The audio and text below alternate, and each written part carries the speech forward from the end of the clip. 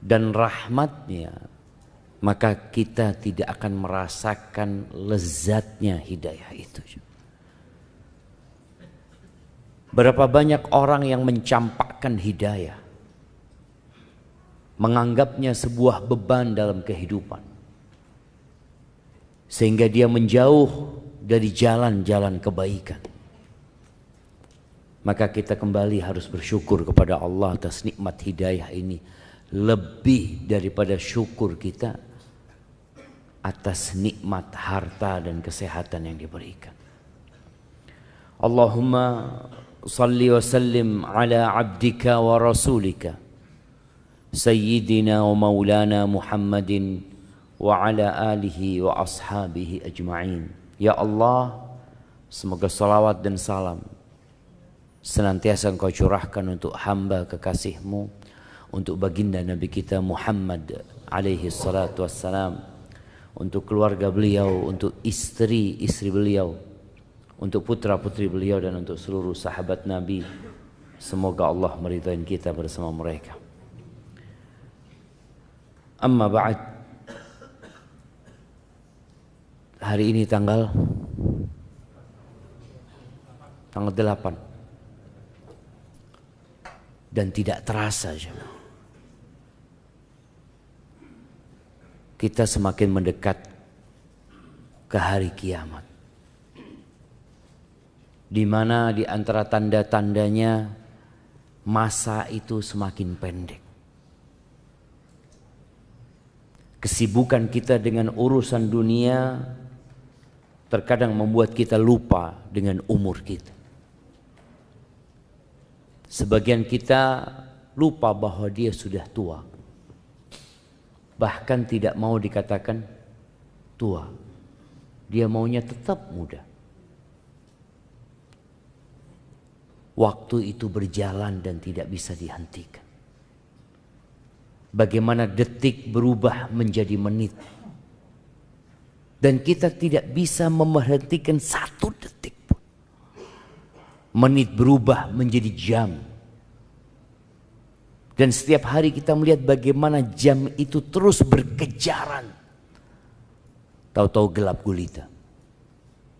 Sekarang kita masih gelap nih, bentar lagi terang, dan tahu-tahu gelap lagi, terang lagi, terus tahu-tahu berganti menjadi, Masya Allah, kok ada 2 gelasnya? Masya Allah. Nah, akhirnya menjadi bulan. Bulan berganti menjadi tahun. Dan kita berada di bulan Rajab. Bulan keberapa bulan Rajab itu?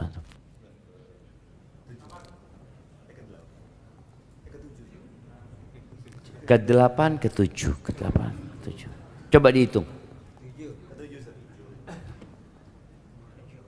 Betul. Barakallahu fikum. Naam, Muharram, Safar, Rabiul Awal, Rabiul Akhir, Jumadal Ula, Jumadal Akhirah, Rajab, Sya'ban, Ramadan, Dzulqa'dah, Dzulhijjah. Ada Syawal, kelewatan Syawalnya. Kita ini ingatnya sama Syawal terus ya, Ma. Karena orang-orang pada berpikir untuk mudik di bulan Syawal. Ahibati fillah. Kenapa kita perlu berbincang tentang persiapan Ramadan sekarang? Kenapa kok nggak nunggu akhir bulan Sya'ban, Ustaz? Orang kalau mau menikah kira-kira butuh persiapan berapa lama? Setahun, Insya Allah. Ya, ada yang nunggu setahun. Ada yang ditunda sama calon mertuanya. Nunggu selesai kuliah. Itu bisa 4 tahun persiapannya. Bicara bulan Ramadan ini,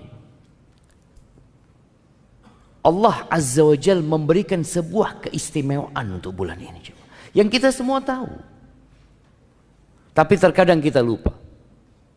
Bagaimana Nabi alaihi salatu wassalam menjelaskan tentang keutamaan bulan ini, bahwa di malam pertama di bulan Ramadan itu pintu-pintu surga dibuka.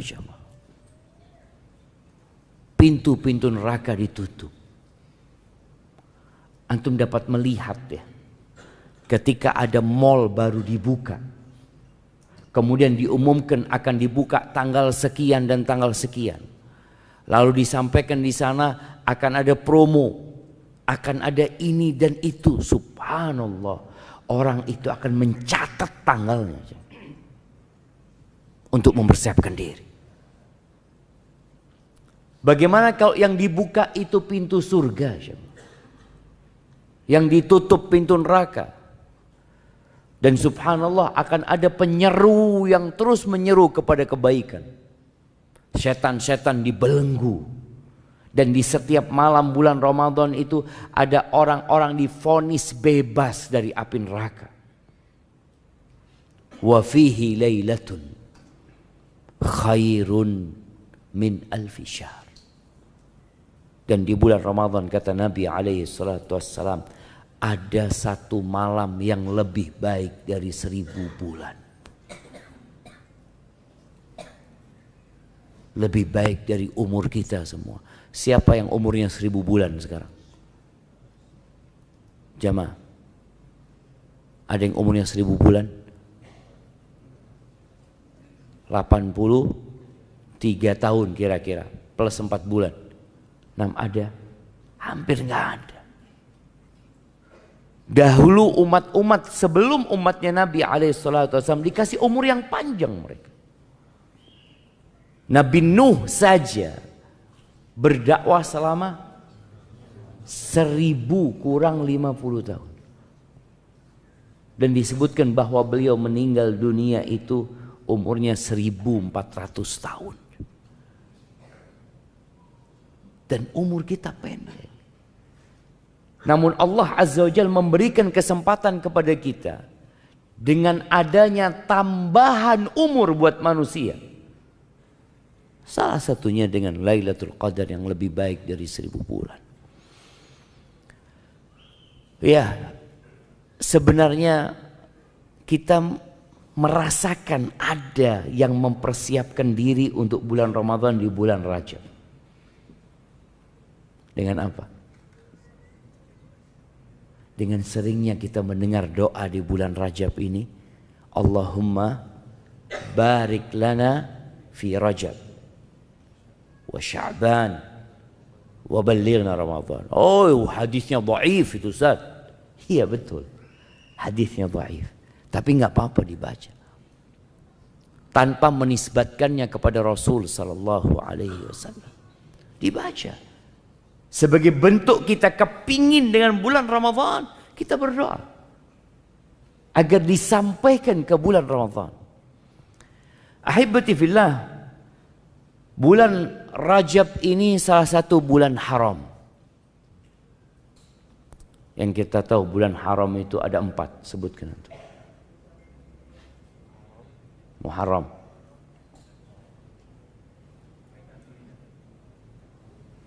Rajab, iya, Muharram, Rajab, kurang 2.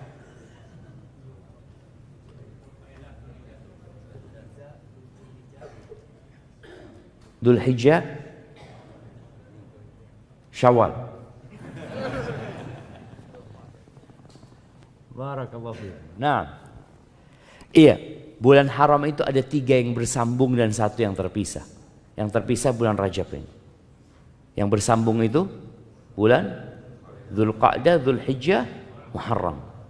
Itu bulan 11, 12 dan bulan 1. Yang Rajab ada di bulan ke-7.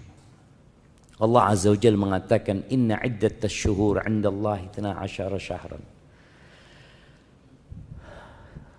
Di surat At-Taubah ayat 36. Allah mengatakan sesungguhnya hitungan bulan di sisi Allah itu 12 bulan.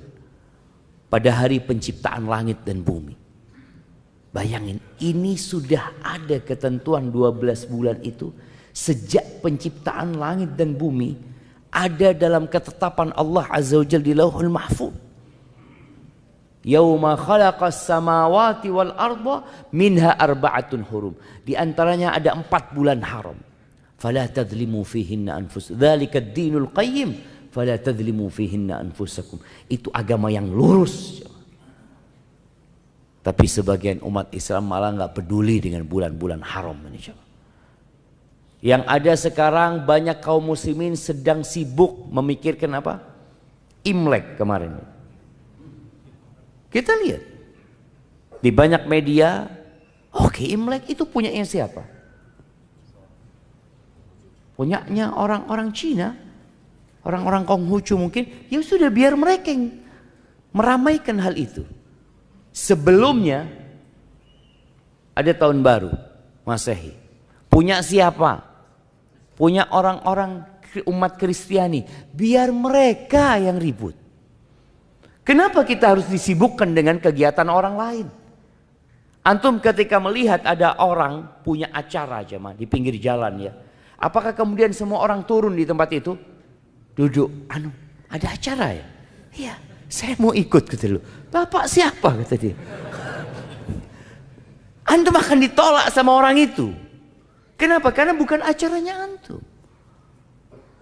Tapi kenapa banyak umat Islam yang dengan acara orang lain sibuk dia jemaah? Ya, karena lupa dengan identitas dirinya. Bapak ini siapa? Umpamanya ada tulisan acara pertemuan perkumpulan orang-orang Padang umpamanya. Kadang-kala mereka perantau itu kan bikin acara pertemuan gitu loh. Tahu-tahu antum mampir di sana. Antum akan ditanya, "Bapak orang mana? Orang Padang?" "Bukan. Saya orang Jawa," katanya. "Loh, maaf. Ini acaranya orang Padang, Bapak." Tapi sebagian kita nggak malu. Nggak malu. Kata Nabi SAW, "La tattabi'unna sanana man kana qablakum." Kalian benar-benar akan mengikuti ajaran-ajaran orang-orang sebelum kalian. Bayangkan, kalian itu orang sekarang mengikuti ajaran orang sebelum kalian.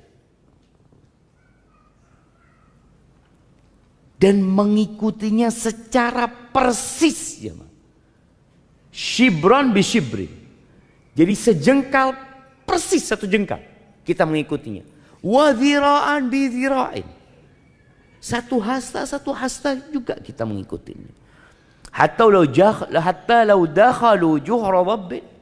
Kata Nabi SAW, kalau orang-orang itu masuk ke lubangnya dhab, salah satu jenis iguana padang pasir itu jemaah, kalian akan masuk.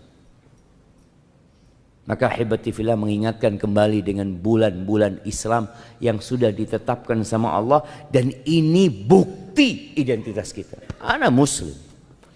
Bulan Rajab adalah salah satu bulan haram yang dimuliakan, yang memiliki keutamaan, yang berbuat dosa di dalamnya tidak sama dengan di waktu yang lainnya.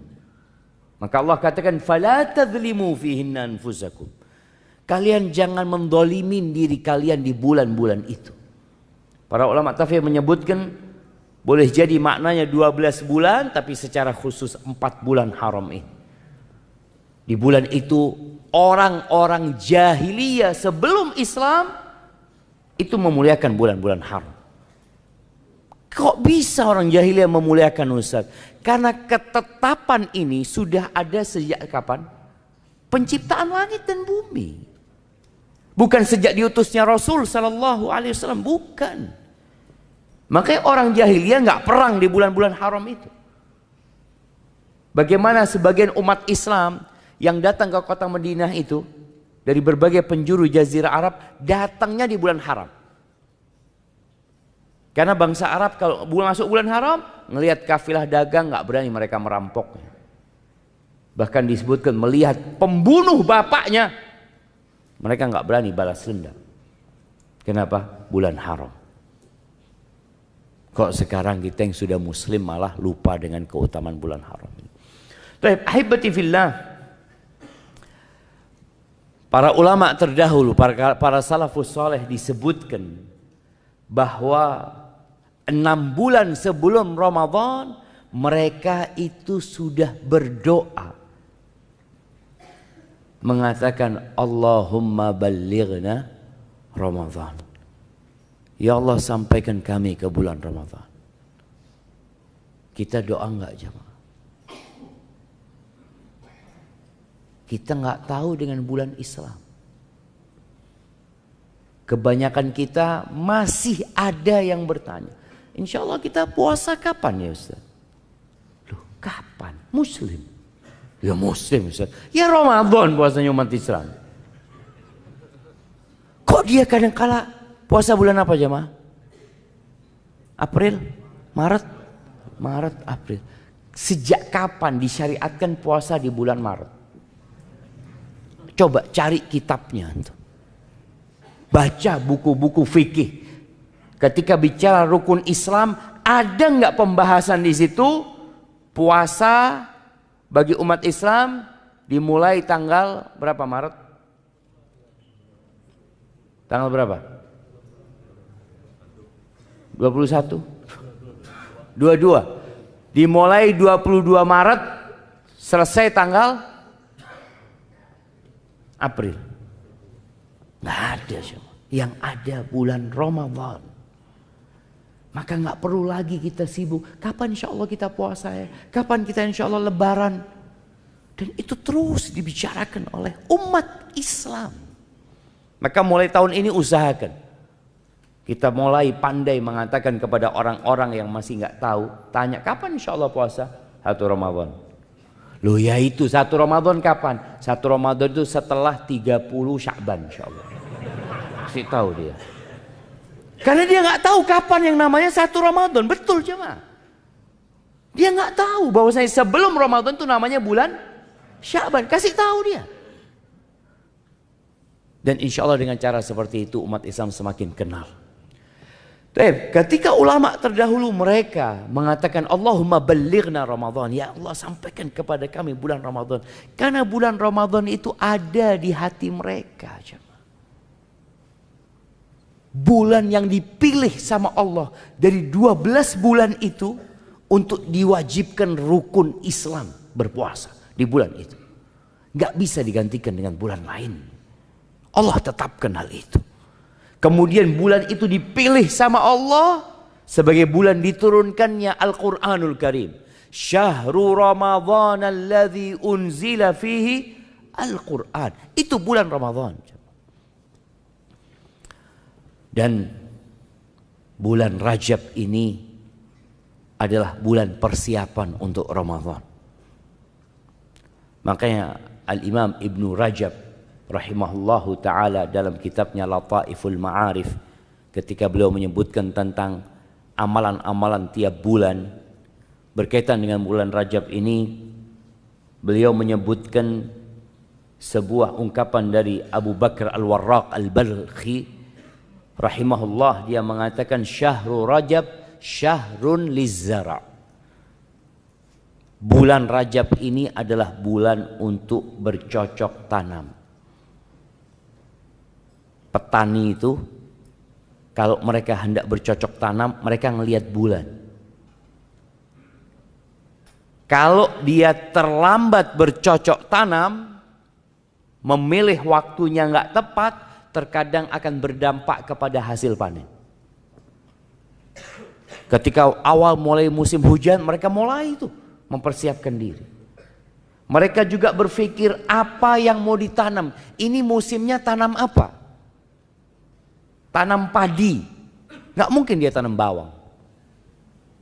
Tanam jagung, nggak mungkin dia tanam padi. Kenapa? Kalau antum tanam padi, nggak ada air sekarang ini, sudah berhenti musim hujan. Perairan juga sulit umpamanya.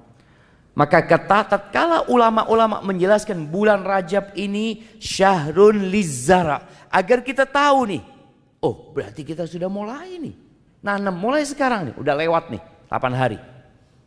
Sebagian kita belum tanam apa-apa. Sebagian kita juga belum berpikir untuk menanam. Padahal ini bulan untuk bercocok tanam. Wa syahru Sya'ban syahrus saqi. Bulan Sya'ban itu bulan untuk menyirami apa yang kita tanam. Setelah ditanam, diperhatikan, disirami. Wa Ramadan syahru hasadiz zara'. Bulan Ramadan bulan untuk panen.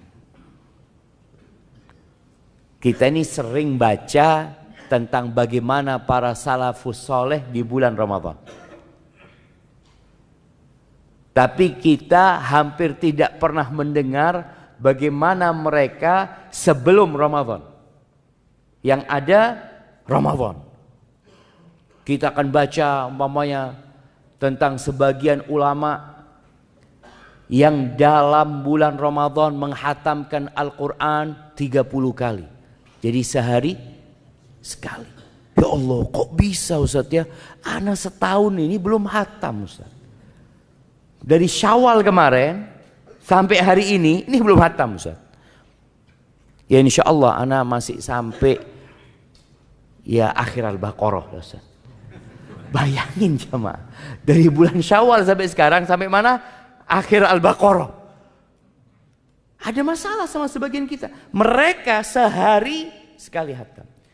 Al-Imam Syafi'i diriwayatkan bahwasanya beliau itu di bulan Ramadan menghatamkan 60 kali. Enggak mungkin Ustaz. Enggak bisa. Ada sebagian yang menafikan hal itu. Al-Imam An-Nawawi dalam kitabnya At-Tibyan fi Adab Hamalatil Quran, beliau menjelaskan tentang penghataman Al-Quran yang paling banyak dalam sehari itu 8 kali. Ya Allah, 8 kali. Kita seumur hidup belum tentu 8 kali. Ada yang seumur hidup mungkin cuma hatam sekali. Ada yang hatam disebutkan 4 kali. Intinya kita melihat mereka di bulan Ramadan itu bisa melakukan sesuatu yang menurut logika sebagian orang nggak mungkin. Tapi dia lupa bahwa Allah memberikan berkah kepada waktu seseorang. Ada orang-orang yang dapat menyelesaikan buku-buku karyanya yang kalau dihitung dengan umurnya kadang-kala kita masuk, kok bisa? Ini ulama terdahulu belum ada laptop. Ulama terdahulu belum ada mesin ketik. Ulama terdahulu yang ketika nulis harus pakai tangan dengan pena yang berulang kali jamaah.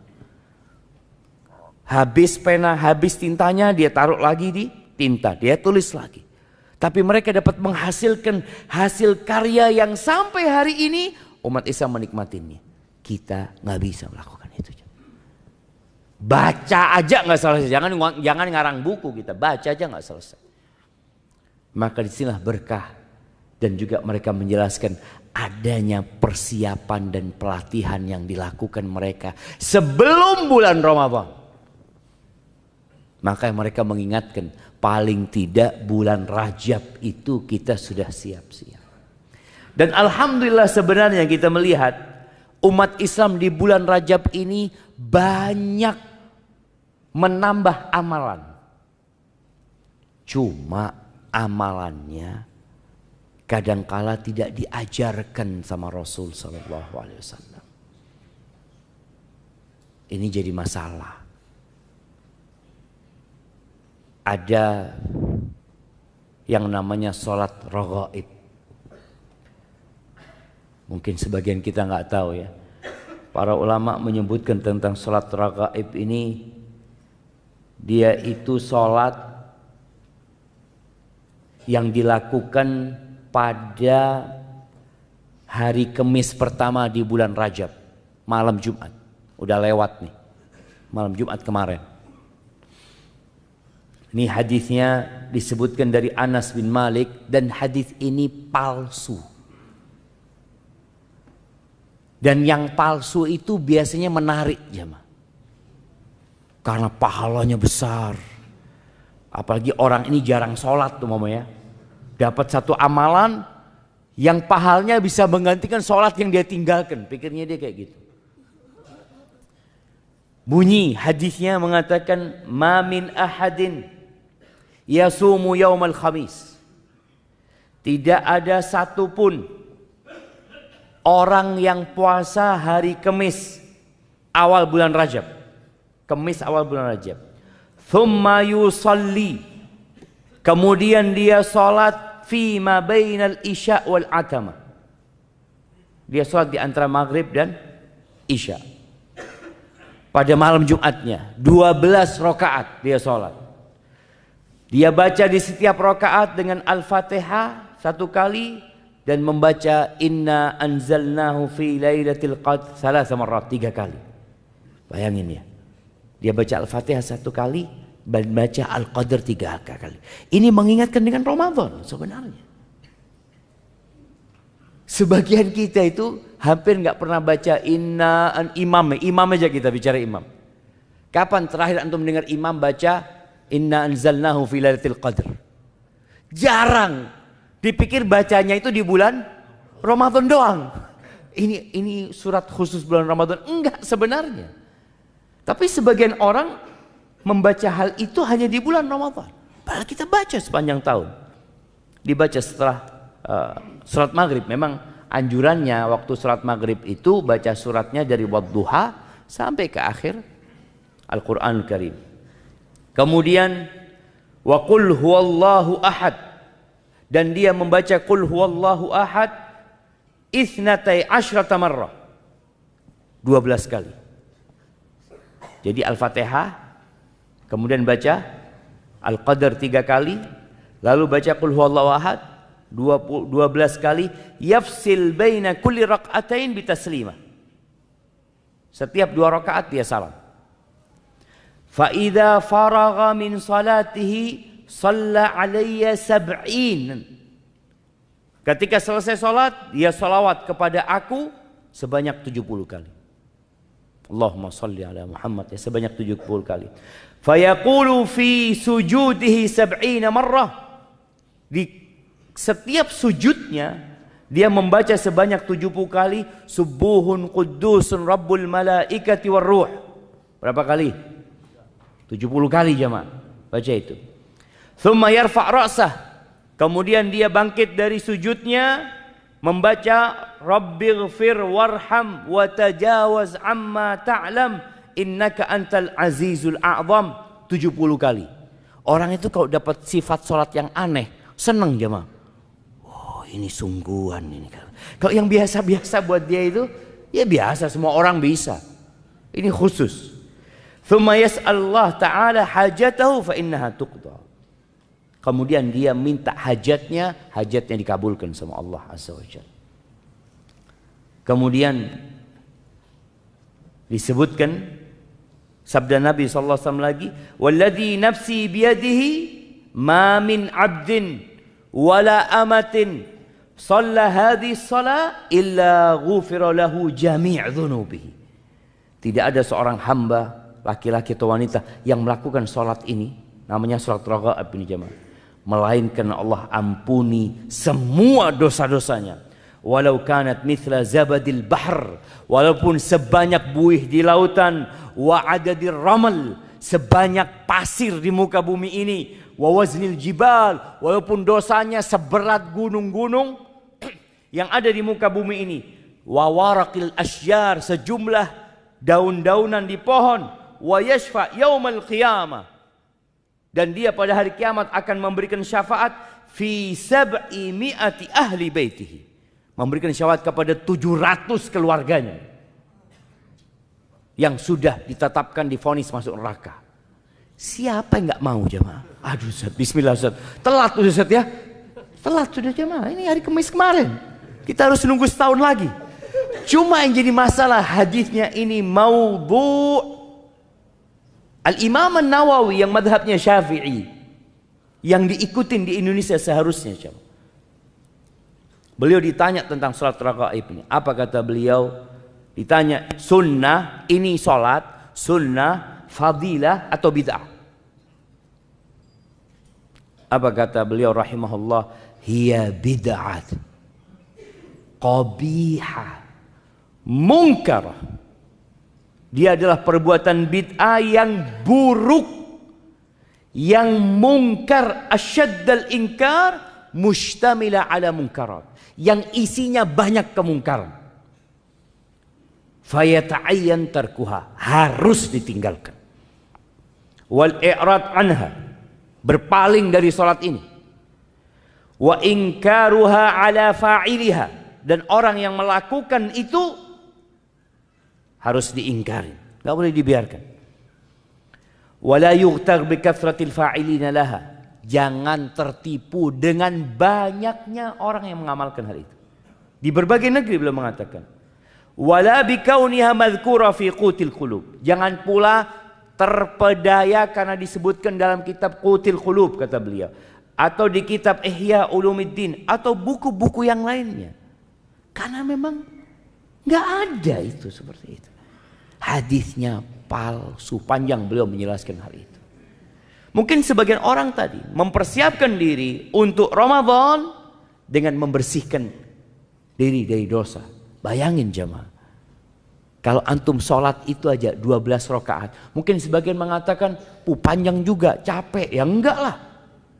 Mudah sekali. Dilakukan setahun sekali, tapi antum dapat pahala apa? Diampuni dosanya dengan sejumlah. Diampuni dosanya dengan sejumlah buih di lautan, sejumlah pasir yang ada di muka bumi, seberat gunung-gunung, sebanyak daun yang berjatuh, dan antum akan bisa memberikan syafaat kepada 700 keluarga antum. Jemaah santai, jemaah berhenti, tidak usah sholat. Kapan? Nanti Ustaz, tahun depan anak sholat lagi. Astagfirullahaladzim. Itulah jemaah, amalan-amalan yang tidak diajarkan Nabi SAW akan berdampak buruk kepada seseorang. Dia akan meremehkan dosa.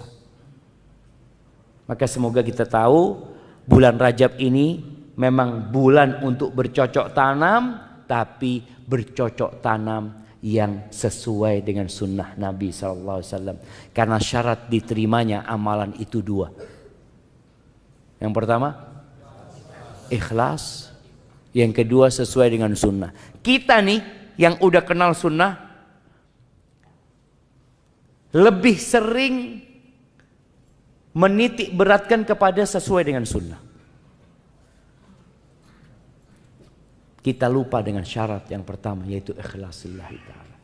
Wallah jamaah, kalau kita puasa sesuai sunnah, umroh sesuai sunnah, haji sesuai sunnah, sedekah sesuai sunnah, baca Al-Quran sesuai sunnah, tapi kita tidak ikhlas lillahi ta'ala, nggak ada gunanya.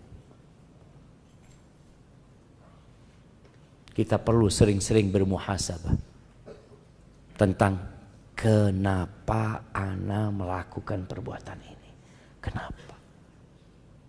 Hari ini kita datang kajian pagi-pagi, hari Senin, waktunya orang kerja. Antum ngantuk, sebagian anak lihat dia berusaha untuk melawan kantuknya. Ketika kita tidak ikhlas lillahi ta'ala, wallahi yang ada neraka bukan hanya tidak diterima jamaah, tapi Allah azab dengan neraka. Man amila amalan, kata Allah dalam sebuah hadis qudsi, asyraka fihi ma'i ghairi taraktuhu wa syirka. Barang siapa yang beramal sebuah amalan yang dia menyisipkan selain aku dalam amalan itu, dalam niatnya, aku tinggalkan dia dengan yang aku disekutukan olehnya. Baik, ahibati fillah, perlunya persiapan ini sebagai bentuk kita serius, kita sungguh-sungguh. Perbedaan orang munafik dengan orang beriman, tatkala ada sebuah momentum. Kalau di masa Nabi SAW itu, ya ada panggilan jihad fi sabilillah, ada ajakan untuk berperang, yang waktunya itu kadangkala ya insidental, tidak ditetapkan. Kita mau berangkat bulan ini, enggak dikatakan ya kita berangkat, umpamanya tanggal sekian, hari ini. Orang-orang munafik itu jamaah selalu saja punya alasan. Dia datang kepada Rasulullah SAW, ya Rasulullah, ana nggak bisa ikut perang, ana punya acara ini, ana punya ini, punya itu, mohon maaf mereka. Terus seperti itu. Nanti ketika Nabi SAW pulang dari satu peperangan dan mereka tidak ikut perang, mereka datang lagi minta maaf kepada Rasulullah SAW. Ya Rasulullah, kami ini sebenarnya kepingin ikut perang, kepingin berangkat tapi mungkin anakku sakit, ini itu, banyak alasan. Apa kata Allah di surat At-Taubah ayat 46? Walau aradul khuruja la a'addu lahu uddah. Dan jika mereka benar-benar mau berangkat untuk berperang itu, tentulah mereka menyiapkan persiapan untuk keberangkatan itu. Siap tapi nggak jadi. Tapi kan dia mau berangkat. Seperti seorang umpamanya ketika dikatakan yuk kita berangkat punya acara ini. Dia mengatakan, ya Allah, anak itu tas sudah siap. Semua sudah siap tapi anak-anak sakit. Ini benar. Dia memang ingin sehingga dia membuktikan itu dengan persiapan. Apa kata Allah? Walakin karihallahum bi'athahum. Mereka memang gak kepingin berangkat. Dan Allah gak suka dengan keberangkatan mereka juga. Fathabbatahum. Maka Allah melemahkan keinginan mereka. Jadi kemauannya itu Allah bikin lemah. Dan dikatakan waqila qudu ma'al qa'idin. Sudah kalian duduk sana bersama orang-orang yang tinggal yang gak ikut perang. Begitu pula kita dengan Ramadan. Kita benar enggak ingin mendapatkan Lailatul Qadar? Kita benar enggak ingin mendapatkan vonis bebas dari api neraka di bulan Ramadan itu? Kita benar enggak ingin puasa? Di bulan Ramadan jemaah ada satu masalah besar ya. Masih banyaknya umat Islam yang gak puasa. Khususnya pekerja kasar. Yang bangun masjid ini sempat dibangun di bulan Ramadan. Sempat. Yang bangun puasa. Sebagian besar, sebagian kecil. Sebagian kecil yang dibangun masjid. Di bulan Ramadan. Dibuat tarawih. Yang bangun gak puasa. Sebagian mereka jamaah ketika ditanya gak kuat Pak Ustadz. Gak kuat. Sahur gak tadi? Enggak Pak Ustadz. Berarti memang gak niat puasa. Kalau orang itu niat puasa, dia akan sahur yang sesuai. Dia akan berusaha jaga diri. Nanti mungkin di tengah hari dia mau pingsan karena capek kena matahari. Dia berbuka. Itu orang niat puasa. Tapi ini orang memang tidak sahur. Yang ada sarapan.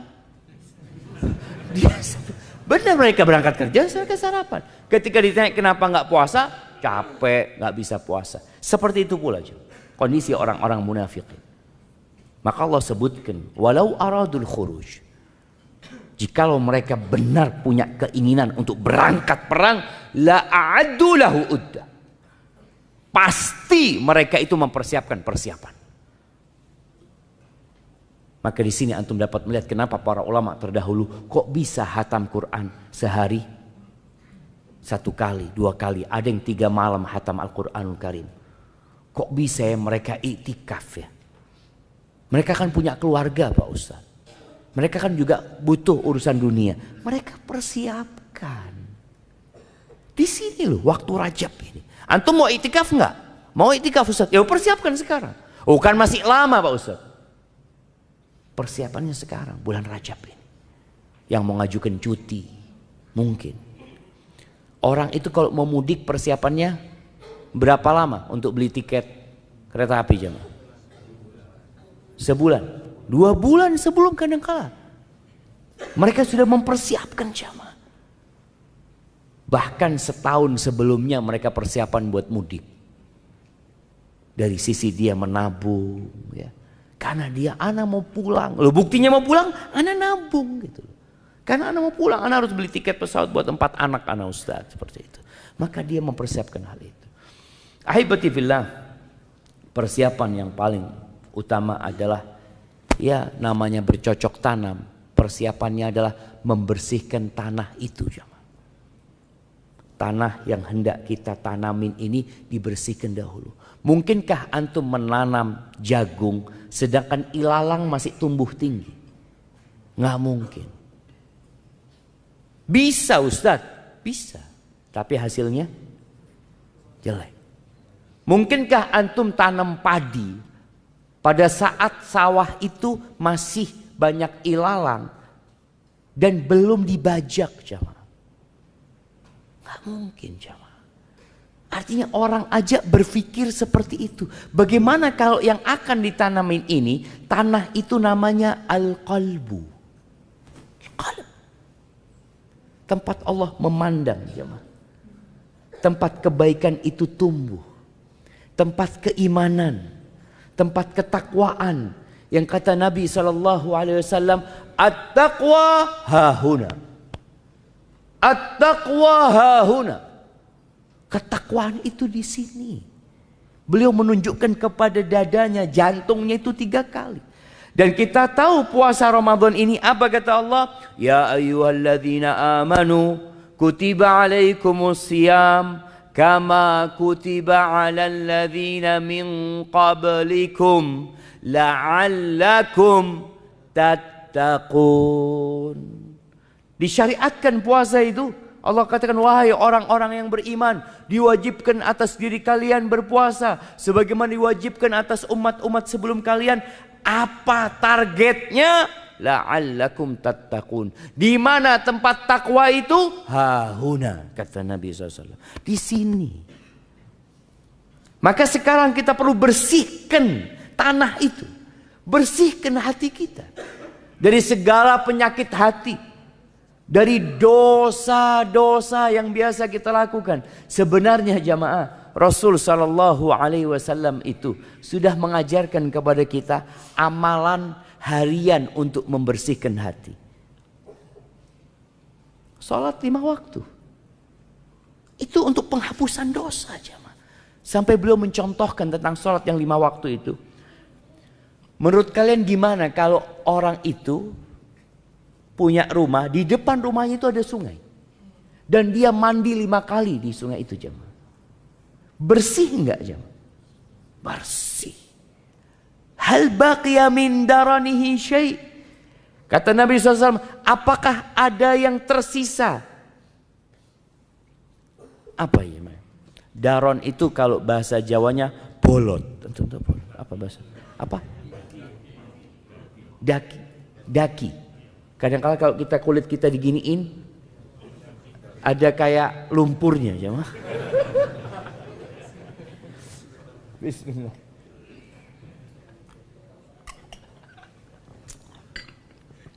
Apakah ada yang tersisa? Nggak ada yang tersisa. Itu kalau mandinya bener. Tapi kalau cuma nyemplung, nyebur keluar. Ya kayaknya nggak berubah jemaah. Yang ada cuma basah doang. Begitu pula dengan kualitas sholat kita. Tatkala sholat kita yang 5 waktu ini berkualitas seperti antum mandi ya, antum sabunin diri antum ya, kemudian antum siram lagi, ada yang disabun kemudian pakai batu jemaah. Batu apa? Batu gosok tuh ya. Batu apung ya. Oh, batu apung lagi, semakin bersih. Maka Anda mengajak semuanya sekarang untuk memperbaiki kualitas sholat yang 5 waktu dulu antum. Untuk penghapusan dosa ini syam.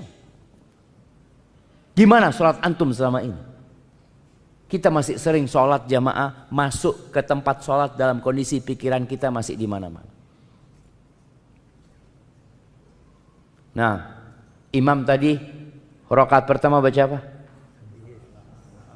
Yang tanya jamaah. Sebagian kita baca apa? Tadi anak amin, yang jelas tadi itu amin. Iya. Dan jelas ikut amin dia betul. Setelah itu wallahu a'lam. Maka coba kita pelajari lagi bagaimana sholat. Bacaan sholat kita yang mungkin selama ini hanya satu model. Yang membuat kita terjebak dalam rutinitas sehingga tidak lagi merasakan. Itu kita tambah dengan bacaan-bacaan yang diajarkan Nabi SAW lainnya. Umpamanya selama ini kita sholat itu ruku selalu membaca Subhana Rabbiyal Azim. Subhana rabbiyal azim. Kan sah Pak Ustadz? Iya sah. Sampai mati antum baca itu pun sah. Tapi Nabi SAW mengajarkan kepada kita untuk jadi lebih baik. Jadi naik tingkatan kita. Selain baca itu Nabi baca apa mamanya? Subhanakallahumma bihamdika Allahumma gfirli. Oh Nabi baca itu. Oke ana baca itu lagi. Atau Allahumma laka raka'tu wa bika amantu. Ada bacaan-bacaan Nabi SAW. Antum tambahin tuh. Supaya kualitas sholatnya nambah.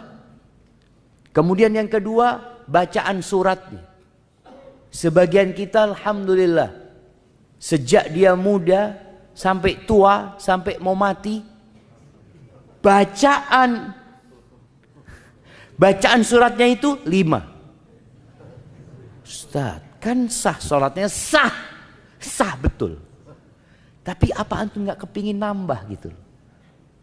Ana nambah insya Allah tahun ini ana mau nambah alhaakumut takatsur. Sudah nambah 1 surat, nambah tapi jemaah. Makanya kalau antum tiap tahun nambah 1 surat, umur antum 50 tahun, insya Allah antum hafal 50 surat. Yang umur 40 tahun anggap sudah. Yang dari umur 1 sampai 10 tahun itu nggak dihitung sudah jemaah. Karena dia sudah punya hafalan yang pendek-pendek itu, yang dia hafal ketika dia masih kecil, dia punya 40 surat. Jemaah. Sudah hatam juz amma plus 3 surat. Juz amma selesai, tambah al-mursalat, tambah al-insan, tambah al-qiyamah. Itu 40 surat yang umurnya 40 tahun. Tapi kita melakukan itu enggak jemaah? Oh jangan memberatkan Pak Ustadz. Bukan urusan memberatkan. Jemaah ini setahun sekali nambah 1 surat. Tapi kadang-kadang kita nggak punya. Keinginan aja nggak punya. Tadi kita sebutkan bagaimana Allah menegur orang-orang munafikin. Walau aradul khuruj. Kalau mereka punya keinginan untuk berangkat. Buktinya apa? Persiapan. Kalau kita punya keinginan tiap tahun menambah 1 surat, buktinya apa? Ana lakukan. Tiap hari ana dengerin Ustaz. Insya Allah jamaah 1 bulan antum tiap hari dengarkan alhaakumut takatsur, hafal. Insya Allah, nggak sulit. Itu mamanya. Tadi bacaan ruku, bacaan Qur'annya diperbaikin, kemudian bacaan sujudnya.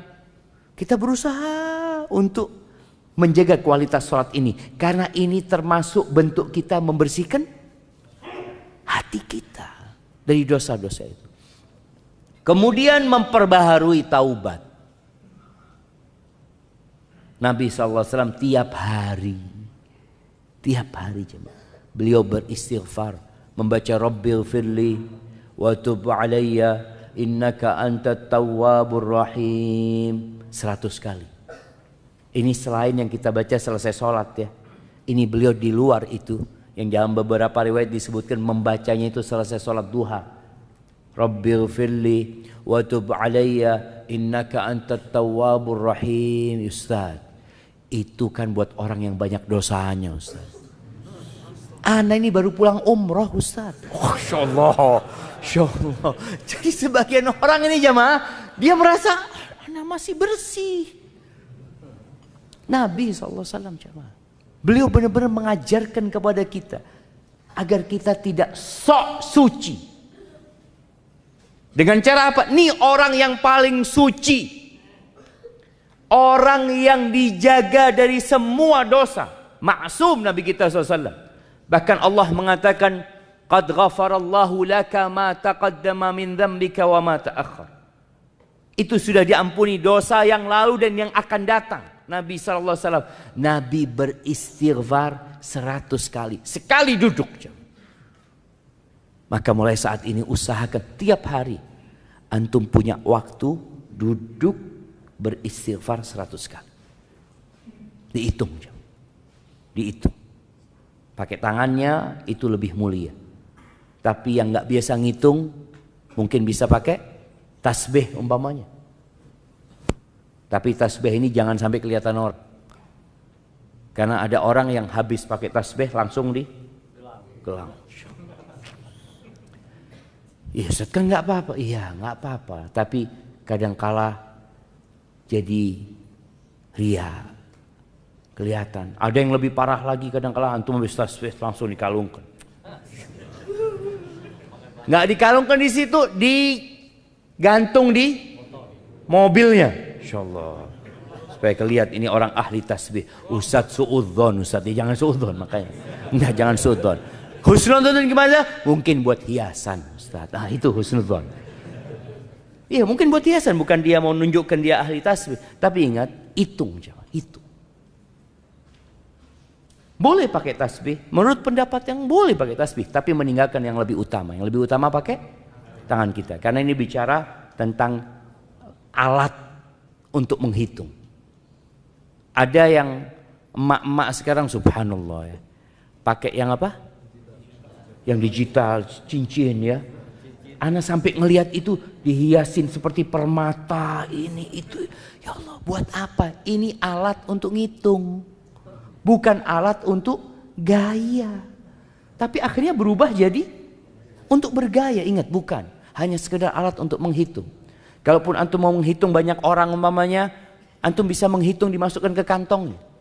Dihitung. Rabbi ighfirli wa tub alayya innaka antat tawwabur rahim. Loh, kan kelihatan mulutnya Ustaz, pakai masker. Betul, Anda lihat masker ini juga bisa menjadi alat menyembunyikan zikir kita aja, Mas. Antum pokoknya kalau mau zikir pakai masker. Sampai orang ketahuan, oh ini lagi berzikir ini. Padahal orang udah nggak pakai masker semuanya, dia sendirian pakai masker.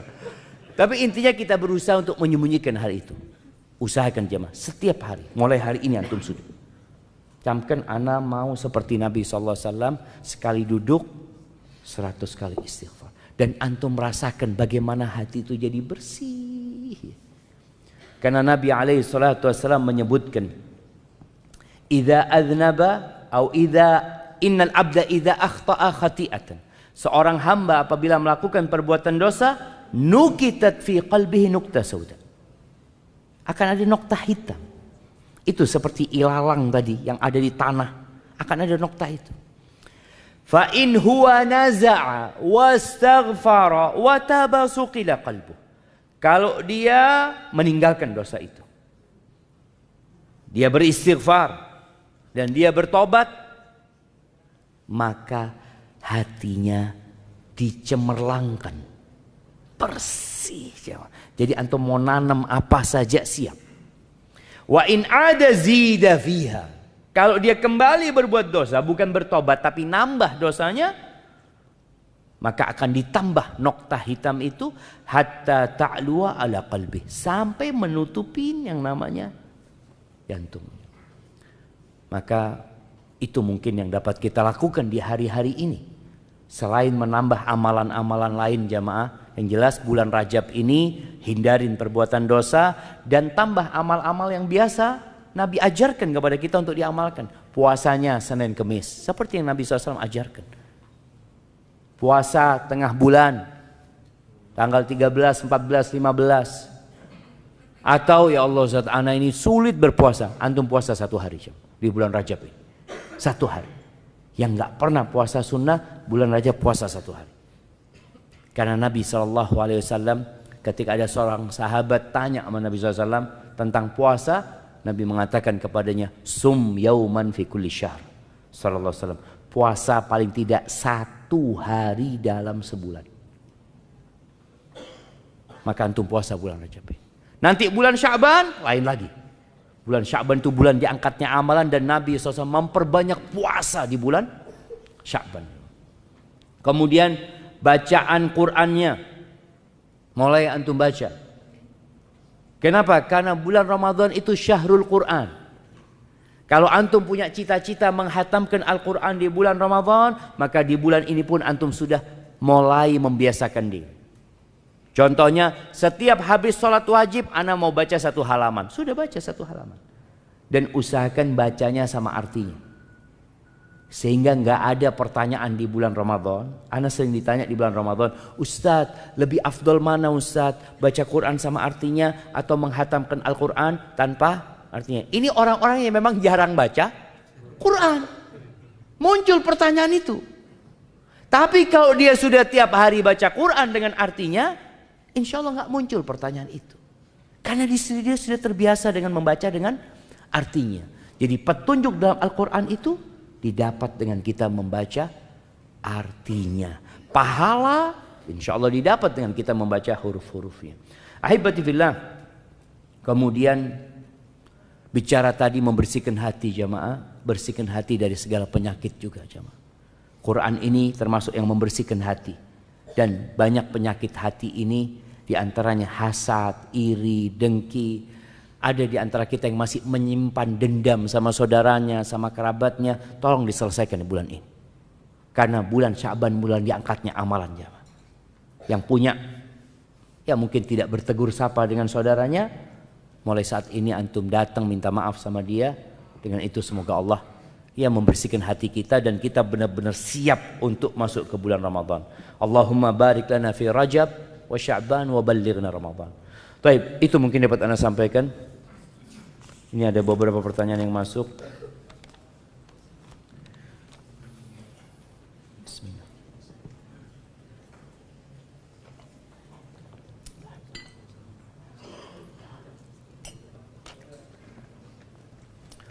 Ustaz, saya adalah pelaku maksiat yang sangat akut. Alhamdulillah sekarang telah mengenal sunnah. Tapi masalahnya saya kembali sering melakukan maksiat yang menjadi kebiasaan tersebut. Terutama ketika sedang sendirian. Padahal usia saya sekarang sudah 40 tahunan. Dan sudah berkeluarga. Kenapa saya berat meninggalkan kebiasaan maksiat yang parah akut tersebut. Sekalipun saya sudah mengenal sunnah. Tolong nasihatin dan doakan saya agar saya bisa bertobat dan wafat dalam keadaan husnul khatimah. Terima kasih, jazakallah khair. Jamaah rahimakumullah. Ada dosa yang dilakukan seseorang itu bukan karena mencari kelezatan, tapi karena kebiasaan. Na'udzubillah min dzalik.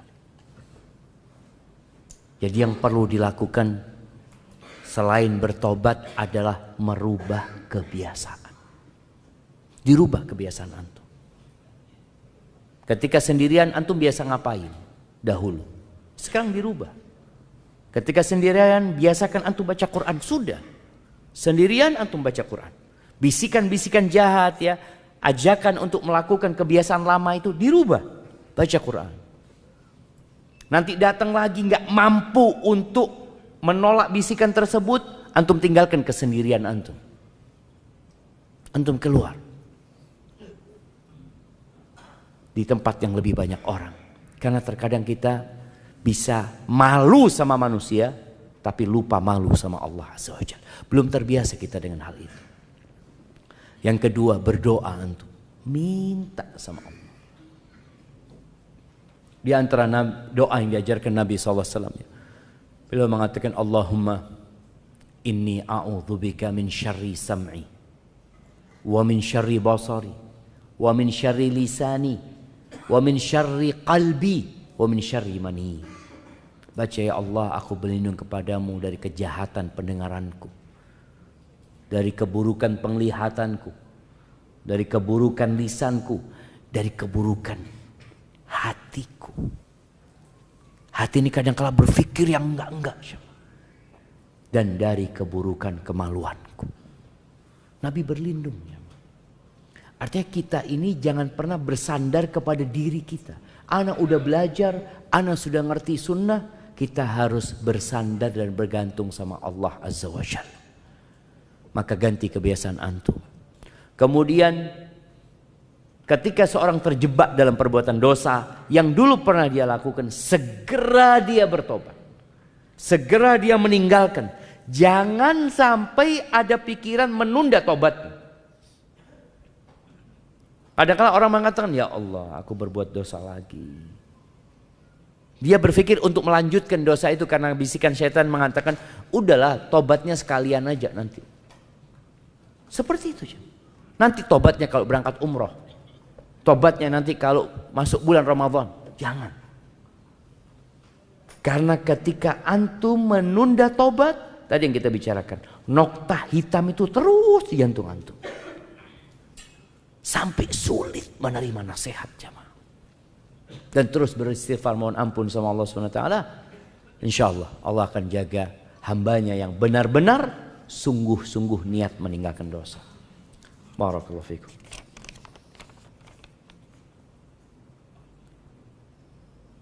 Suami saya berencana iktikaf tahun ini, namun tidak anak izinkan. Masya Allah. Karena takut sendirian di rumah. Apakah anak istri yang durhaka Ustaz karena menghalangi suami berbuat kebaikan?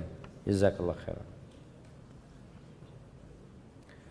Yang pertama, suami juga perlu memperhatikan kondisi istri. Kalau dia bersama istrinya tinggal di pinggiran hutan yang banyak binatang buas, ya jangan iktikaf antum. Atau iktikaf bersama istri.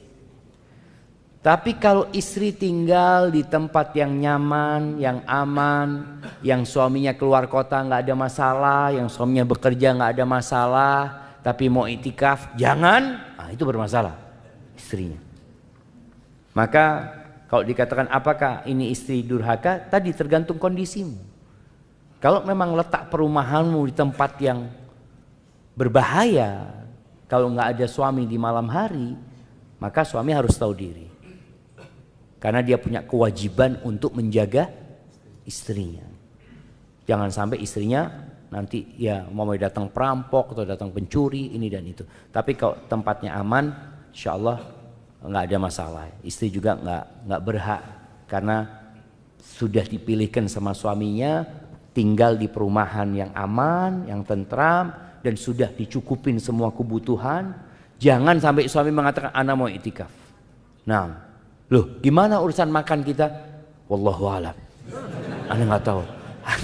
Anti cari sendiri nggak boleh. Karena suami punya kewajiban memberikan nafkah kepada istrinya. Kalau memang mau iktikaf tadi udah disiapin makanannya, semua kebutuhan istri sudah disiapkan semuanya. Insya Allah boleh dia iktikaf.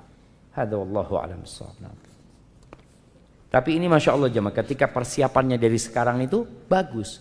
Dia sudah mulai mencatat gitu. Atau boleh jadi tadi kalau ternyata tempat istrinya ini berat Ustaz.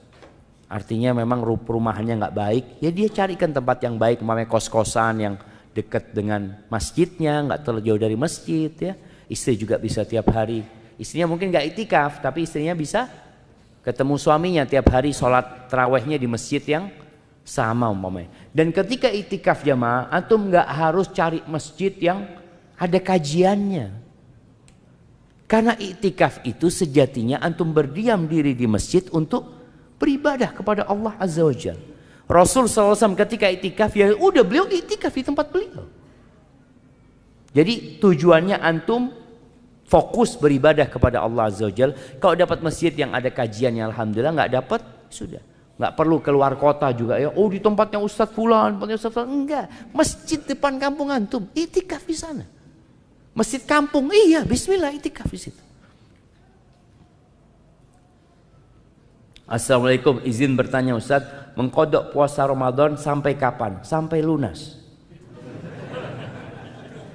Loh iya cuma sampai kapan mengkodok puasa Ramadan? Ya, sampai lunas. Artinya kalau ternyata sampai bulan Sya'ban belum lunas, antum masih punya utang. Dan Allah kasih waktu mengkodok itu jemaah sampai datang waktu yang selanjutnya. Artinya kita dikasih waktu sampai bulan Sya'ban. Karena nanti masuk Ramadan sudah ada kewajiban yang baru. Maka tolong disegerakan mengkodoknya, jangan sampai lewat Ramadan. Tapi kalau kemudian sampai lewat Ramadan belum bayar utang, tetap itu terhitung utang, harus dikodok gitu. Dan juga harus beristighfar mohon ampun sama Allah SWT. Ustadz, untuk ibu hamil dan menyusui, jika niat puasa tapi qadarullah harus dibatalkan karena kondisi tertentu, apa masih mendapatkan pahala ya Ustaz? Cuma niat saja itu sudah ditulis pahala. Bagaimana kalau dia niat kemudian sudah puasa lalu dibatalkan karena kondisi? Dapat pahala itu jemaah. Dia tetap akan mendapatkan pahala. Dan kita ini jemaah bermuamalah dengan Allah yang tahu dengan isi hati kita. Maka kita jangan sampai sibuk dengan penglihatan manusia, lupa dengan pengawasan Allah kepada kita.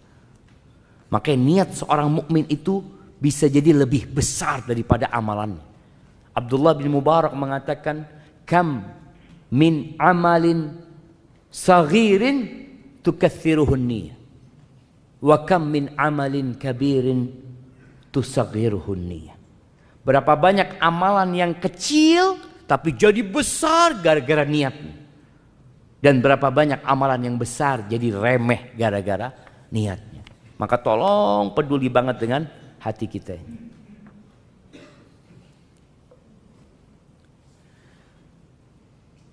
Semoga Allah merahmati Ustadz dan keluarga serta seluruh kaum muslimin. Ustadz, sebagian salaf di 6 bulan setelah Ramadan berdoa agar amalan diterima. Dan 6 bulan sebelum Ramadan berdoa agar disampaikan di bulan Ramadan. Apakah ada riwayat-riwayat doa-doa yang dibaca sebagian salaf tersebut Ustadz? Jazakallah khair.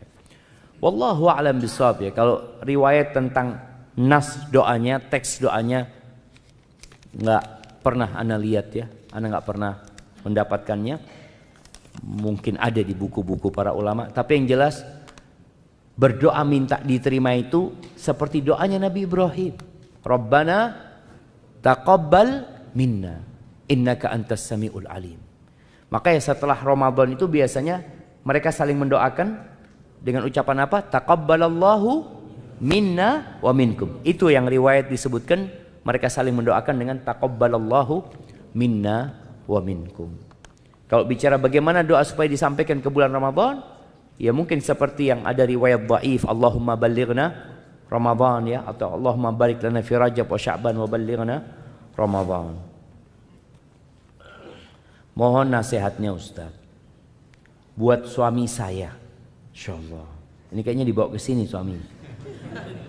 Yang masih merokok. Apa ada doa khusus Ustaz? Ana suka kasihan, tidur aja nggak tenang, batuk terus. Ini jam. Orang kadang-kala karena kebiasaan. Udah kebiasaan dia merokok. Sebagian mereka itu sudah tidak menikmatin lagi jam. Rokok itu udah nggak menikmatin dia. Karena dia apa ya? Batuk ini itu. Tapi karena kebiasaan jadi nggak enak kalau nggak ngerokok gitu loh. Terus bagaimana? Nah, kembali kepada tadi cerita Allah di surat Taubah. Andai kata orang-orang itu niat, walau aradul khuruj la'addu lahu udda. Mereka benar-benar niat bertekad untuk berjihad, mereka akan persiapan.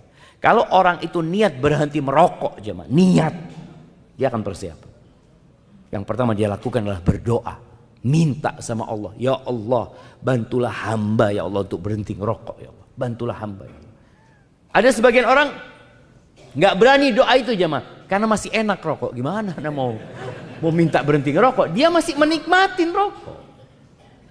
Maka minta kepada suaminya, ajak suaminya, mas doa mas, minta sama Allah, ya Allah bantulah hamba untuk berhenti ngerokok, ya Allah bencikan kepada hamba rokok ini Allah. Minta sama Allah. Dengan cara seperti itu insya Allah Allah bantu. Dan ini istri masya Allah ya. Kadang-kala bapak-bapak yang masih merokok ini jangan sampai didoakan istrinya cepat mati. Nah kadang-kala istri ngomong, ya Allah ini sakit-sakitan terus gini kan ngerepotin. Kalau langsung mati kan nggak apa-apa. Itu jangan sampai seperti itu. Karena memang ada suami-suami yang nggak tahu diri. Disayang sama istrinya tapi dia nggak merasa disayang gitu. Barakallahu fikum.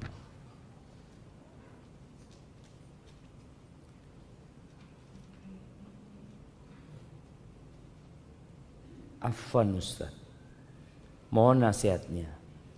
Bagaimana menolak ajakan dari keluarga ziarah ke Banten? Ke Banten. Tapi supaya mereka mengerti dan tidak menyinggung mereka.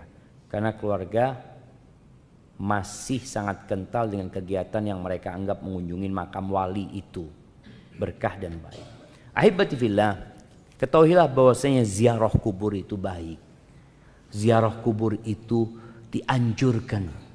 Bahkan Nabi SAW nyuruh ala fazuruha, ziarah kuburan. Tujuannya apa? Ini yang orang kadangkala lupa dengan tujuan ziarah kubur yang utama. Nabi SAW ketika menyuruh para sahabat ziarah kubur, tujuannya apa? Fa innaha tudzakirul akhirah.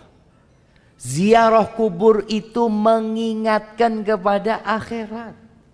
Ziarah kubur itu melembutkan hati. Itu tujuannya. Bukan ngalap berkah ketika ziarah kubur. Sebagian orang itu ziarah kubur tujuannya dunia, bukan akhirat. Tujuannya ziarah kubur supaya lancar rezekinya, usahanya ya lebih bagus, lebih ramai. Ada yang seperti itu jamaah. Maka silahkan ziarah kubur. Dan jangan merepotkan diri ziarah kubur ke tempat yang jauh.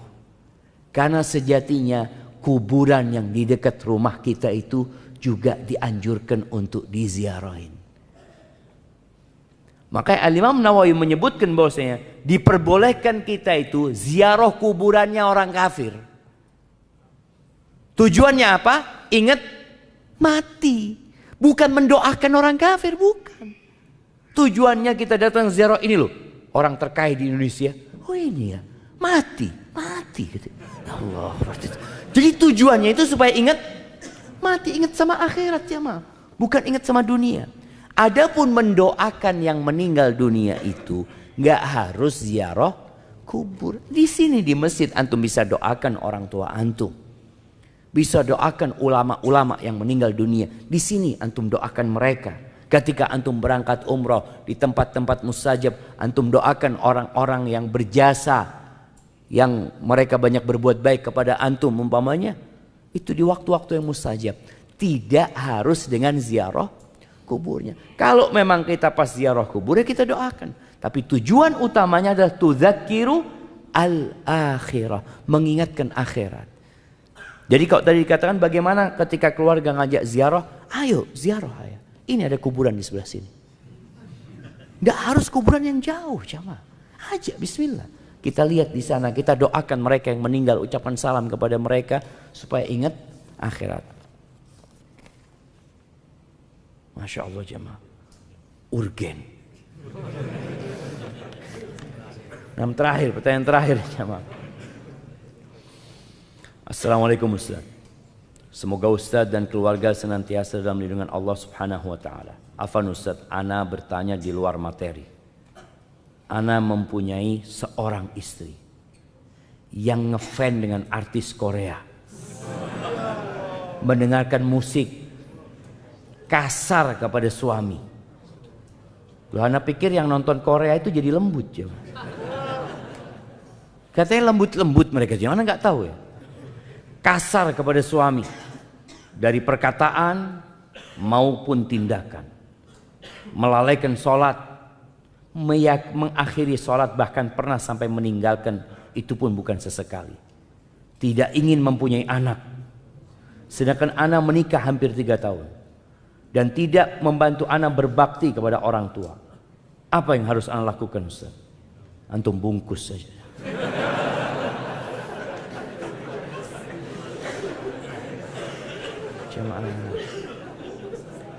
Padahal anak setiap hari menasihatin istri, tapi tidak ada perubahan. Dan anak sudah pernah mendiamkannya selama sepekan. Berdosakah anak menceraikannya Ustaz? Iya jemaah. Jadi yang pertama, seorang itu kadangkala perlu minta ampun sama Allah Azza wa Jalla. Kalau ternyata dia memilih istrinya ini tidak sesuai dengan kriteria yang sudah ditentukan dalam agama. Allah sudah kasih arahan. Wa ankihul ayama minkum wassalihina min ibadikum wa imaikum. Allah sudah kasih arahan yang soleh-soleh, yang baik, yang dinikahin. Nabi SAW juga memberikan penjelasan. Tapi antum kok akhirnya dapat istri seperti ini. Boleh jadi dia dulunya soleha. Enggak usah, dia dulu soleha. Cuma kalau karena bergaul ini dan itu, dia jadi seperti ini. Maka antum cari tahu penyebabnya. Dia seperti itu. Kalau ternyata penyebabnya memang sebelum menikah dia sudah seperti itu, berarti masalahnya ada di siapa? Di antum. Tapi kalau ternyata enggak Ustaz, dia awalnya suka ngaji, Masya Allah nurut sama suami. Setelah dia suka bergaul sama fulana umpamanya dia berubah. Berarti kan penyebabnya itu. Antum perlu mencari tahu penyebabnya. Baik, kalau bicara antum memberikan nasihat, setelah memberikan nasihat jamaah, lalu dia tidak mau mendengarkan, perlu didiamkan. Bukan sebulan, bukan sepekan, boleh jadi sebulan, boleh jadi 2 bulan antum diamkan. Ada salah satu istri Nabi SAW itu yang didiamkan sama Nabi SAW 3 bulan. Ya. Siapa yang tahu namanya? Nah, Hafsah, bukan. Nah, Zainab bintu Jahsh. Yang ngomong Hafsah kasih hadiah nggak apa coba? Itu didiamkan 3 bulan kira-kira sama Nabi SAW. Gara-gara Zainab ini sempat rasis. Ketika Nabi SAW datang minta tolong sama Zainab untuk meminjamkan ontanya kepada Sofia. Dia mengatakan kepada Nabi SAW, "Ata'madu ila ba'iri fatu'ti hadhil Yahudiyah." Engkau mau ambil ontaku, engkau pinjamkan kepada orang Yahudi. Itu Nabi marah, ditinggal sama Nabi SAW 3 bulan. Sampai Zainab itu sudah kayaknya dia akan diceraikan. Dia berpikir itu. Kasurnya Nabi itu sudah diberdirikan sama dia. Maka ketika antum memang serius untuk memperbaiki istri antum, antum lihat dia termasuk yang butuh sama antum tidak. Jadi memang masalahnya seorang suami ketika dia ngasih nasihat, tapi habis itu dihubungin istrinya, sang istri akan pasang badan. Suamiku butuh sama aku. Tapi ketika engkau pastikan enggak, aku kepingin engkau benar.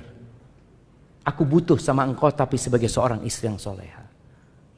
Tapi kok ternyata dia nggak berubah, kalau dikatakan apakah antum berdosa kalau menceraikan? Enggak, ini sebuah kemuliaan buat antum. Dan boleh jadi dengan antum menceraikan dia, semoga dia dapat suami yang bisa memperbaiki dia. Kalau ternyata antum tidak bisa memperbaiki, dan semoga antum dapat ganti yang lebih baik. Dan termasuk lama jemaah ini pengaruh media sekarang ya. Perempuan nggak mau punya anak ya. Korea itu kayak gitu. Sekarang Korsel, mana lagi? Jepang ya, Cina sendiri. Padahal nggak mau punya anak mereka cuma. Karena juga ini nggak tahu apakah istrinya bekerja atau tidak. Kadang-kadang ada perempuan-perempuan yang dipekerjakan oleh suaminya untuk cari tambahan nafkah. Tapi ada perempuan yang memang niat bekerja sendiri. Maka biasanya perempuan yang tidak bekerja itu, ya kalau dia soleha, dia akan nurut sama suaminya gitu. Enggak, aku akan mau punya anak, aku akan didik anakku dengan baik. Tapi gara-gara dia harus bekerja, kadang-kadang dia merasa aku kalau, dan itu penyebabnya jemaah. Yang anak baca, tadi malam anak baca itu. Kenapa kok terjadi resesi seks di sana? Ternyata mereka menyebutkan bahwa mereka itu adalah perempuan-perempuan pekerja. Yang dia kalau hamil, dia baru dapat cuti melahirkan saja. Cuti hamil itu nggak ada buat dia. Coba perempuan itu kalau dikasih cuti hamil selama 9 bulan, cuti lahiran 3 bulan, cuci nyusui 2 tahun, insya Allah pada mau punya anak mereka jamaah. Setiap cuti dikasih gaji bulanan nggak apa-apa gitu kan. Cuma ini kan mereka dipekerjakan terus dipekerjakan, maka mereka malas mau punya anak. Alhamdulillah syariat Islam ini memberikan sebuah kemuliaan dan penghormatan buat para wanita yang memberikan nafkah siapa? Laki-lakinya, suaminya yang memberikan nafkah. Hadza wallahu a'lam bissawab. Itu yang dapat Anda sampaikan, kurang lebihnya mohon maaf. Semoga Allah menyampaikan kita ke bulan Ramadan. Allahumma ballighna Ramadan. Subhanakallahumma bihamdika asyhadu an la ilaha illa anta astaghfiruka wa atubu ilaik. Assalamualaikum warahmatullahi wabarakatuh.